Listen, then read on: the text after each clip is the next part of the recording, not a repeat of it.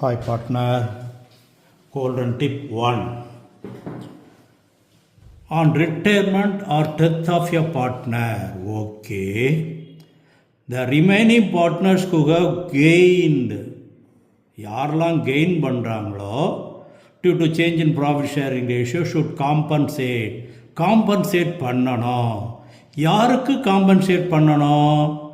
இதை colon point 1ல் தெளிவாக டிஸ்கஸ் பண்ணியிருக்கோம். சேஞ்ச் இன் ப்ராஃபிட் ஷேரிங் ரேஷியோலையும் கோல்டன் பாயிண்ட் 2ல் தெளிவாக இது பண்ணியிருக்கோம். இப்போ ஒரு பார்ட்னர் ரிட்டையர்ட் ஆகிறாருன்னா அவருடைய ஷேரை ரிமைனிங் பார்ட்னர் எடுத்துக்கிடுவாங்க.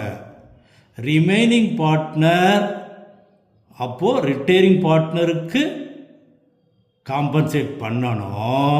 அது மட்டும் இல்லை, ரிமைனிங் பார்ட்னரில் யாராவது சாக்ரிஃபைஸ் பண்ணியிருந்தாங்கன்னா அவங்களுக்கும் காம்பன்சேட் பண்ணணும்.